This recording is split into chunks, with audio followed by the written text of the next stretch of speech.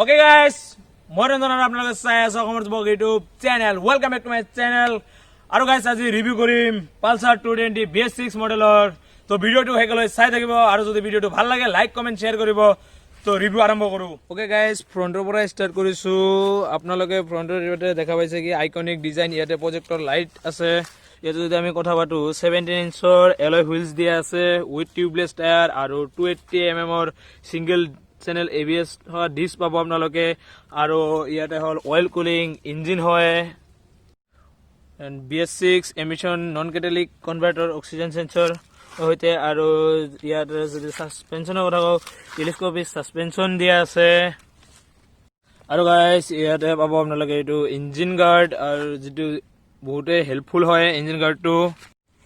আৰু গাইস যদি কথা পাতো ইয়াতে ষ্টেণ্ড, দুটা ষ্টেণ্ডে পাব, সাইড ষ্টেণ্ড আৰু মিডিল ষ্টেণ্ড পাব, যিটো মানে কেতিয়াবা সাৰ্ভিসিঙত লৈ গেলি এইটো বহুত হেল্প কৰে। আৰু গাইস ইফালে যদি চাও ইয়াতে ওপেন চেঞ্জ সিস্টেম আছে, আৰু এইটো প্ৰত্যেক 400 পৰা 500 কিলোমিটাৰত আপোনালোকে ক্লিন কৰিব লাগিব চেইনটো, নহলে লেতেৰা হৈ যাব।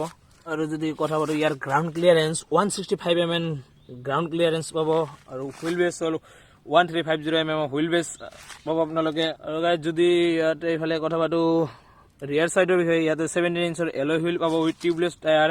আৰু সাসপেনশনৰ কথা পাব ইয়াতে টুইন সাসপেনশন পাব উইথ 5 স্টেপ এডজাস্টেবল সাসপেনশন হয় গাইস এইটো। আৰু ইয়াতে আছে বাল্ব ইন্ডিকেটৰ্স, নন LED বাল্ব ইন্ডিকেটৰ্স হয় এইবোৰ। যদি কথা পাতো ইয়াৰ ডিস্কৰ বিষয়ে, এইটো নন ABS ডিস্ক হয়, সিঙ্গেল চেনেল ডিস্ক, যিটো ABS টো আগত পাব, ইয়াতে পিছত একো ABS নাই। that is why in rear you get only RLP. আৰু গাইস যদি কথা পাতো ইঞ্জিনৰ বিষয়ে, তো ইয়াতে আপোনালোকে 220cc ইঞ্জিন পাব, যেটো অইল কুল ইঞ্জিন হয়। আৰু গাইস ইয়াতে আপোনালোকে পাব 5 স্পীড গিয়াৰ বক্স, আৰু যেটো 220cc হিচাপে গাড়ীটোত আৰু এটা গিয়াৰ লাগিছিল, এটো 6 স্পীড গিয়াৰ হ'ব লাগিছিল, তাৰমানে মানে ভাইব্ৰেটটো অলপ কম কৰিল হয়। যদি গাইস গাড়ীৰ ওয়েটৰ কথা পাতো, ওজনৰ কথাটো আপোনালোকে ইয়াতে পাব 155 কেজি ওয়েট বাইকটোৰ, যেটো বহুতে ভাল আৰু ইমান ওখ নহয় গাড়ীটো। তো 5.4 ইঞ্চ হাইট থকা মানুহে বহুত ভাল কৰে গাড়ীটো হেন্ডেল কৰিব পাৰিব। তো গাইস ইয়াতে যদি আমি ফুয়েল টেংকৰ বিষয়ে কথা পাতো, ইয়াতে আপোনালোকে 15 লিটাৰৰ ফুয়েল টেংক পাব। আৰু যেটো মাইলেজৰ যদি কথা পাতো, কোম্পানীয়ে ক্লেইম কৰা মতে 40 পৰা 45 কিলোমিটাৰ মাইলেজ পাব আপোনালোকে। আৰু ইফালে যদি সিটৰ কথা পাতো, তো স্প্লিট সিট সিস্টেম পাব আপোনালোকে, যেটো বহুতে ভাল, মানে বেক সাইডত যিজন মানুহ বহিব তাৰ একো মানে প্ৰব্লেম নহয়, ইমান অসুবিধা নাপায়। মানুহে বহি পুৰা একদম কমফৰ্ট ফিল কৰিব, যিজনে চলাব তাইও কমফৰ্ট ফিল কৰিব, আৰু যিজন পিছত বহিব সিও কমফৰ্ট ফিল কৰিব, মানে কোনো একো প্ৰব্লেম এনেকুৱা ফেচ নকৰিব, বা বেক পেইন এনেকুৱা প্ৰব্লেম নহয়, মানে লং জাৰ্নি কৰিব পাৰিব, একদম আৰামছে লং জাৰ্নি কৰিব পাৰিব।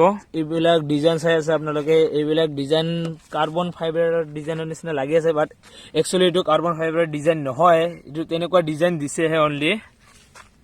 So guys, let's come to the front side. So guys, ইয়াতে যদি আমি হ্যান্ডেলৰ কথা কওঁ, ইয়াতে আপোনালোকে ফক্স ক্লিপ অন হ্যান্ডেল বাৰ পাব, যেটো বহুতেই ভাল। ইয়াতে যদি আমি মিটাৰৰ কথা কওঁ,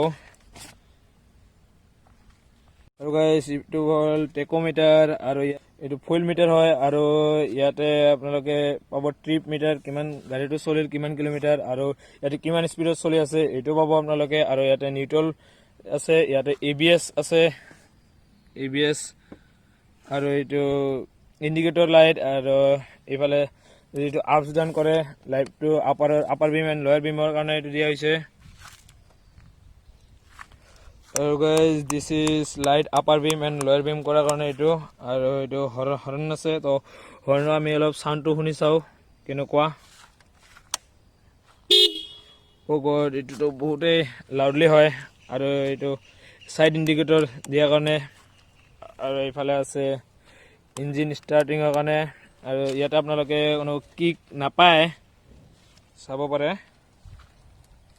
আৰু গাইস যেটো এইটো সন্মুখত ভাইজাৰটো দিয়া আছে, এইটো আপোনালোকে যদি বহুত স্পীডত চলায় এইটো কাৰণে বহুত প্ৰব্লেম হ'ব পাৰে, মানে মিৰৰটো এনেকুৱা লৰি যাব পাৰে, মানে লৰি এনেকৈ চাইডটো ভিতৰত সোমাই আহে, তো এইটো অলপ প্ৰব্লেম, বাকী একো প্ৰব্লেম নাই। তো মিৰৰটো বহুত ভাল দেখিবলৈ এনে ওভাৰঅল। আৰু গাইস এতিয়া গাড়ীৰ সাউণ্ডটো অলপ আপোনালোকক শুনাও এনেকুৱা। ওয়াও, সাউণ্ডো বহুত মজা। যদি অভাৰঅল গাড়ীৰ লুকছ কওঁতে মানে বহুতেই ভাল তো মোৰতো বহুত ভাল লাগছে আপোনালোকৰ কেনেকুৱা লাগে আৰু যদি মেইন কথা কওঁ দামৰ বিষয়ে কওঁ দামটো ইয়াৰ হ'ব এক্স-শ্ব'ৰুম প্ৰাইচ 1.3 লাখ এনেকুৱা হ'ব আৰু যদি আপোনালোকে অন ৰোড আনিব গৈছে অন ৰোডত এইটো 1.45 লাখ হ'ব তো অ'কে গাইজ এতিয়া বাইকটো চলাই চাম কেনেকুৱা ব্ৰেকিং কেনেকুৱা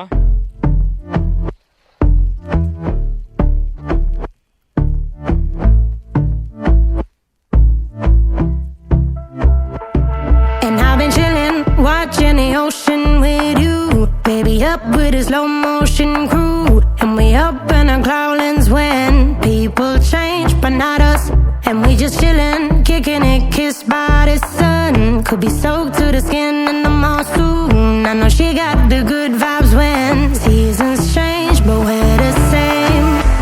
Even if I lost all my money, the zero runs deep, honey, and I don't need to speak a single word. You got me holding. Even if my jokes aren't funny, my tongue tied up on it, and I don't need to speak a single word. 'Cause you got me holding.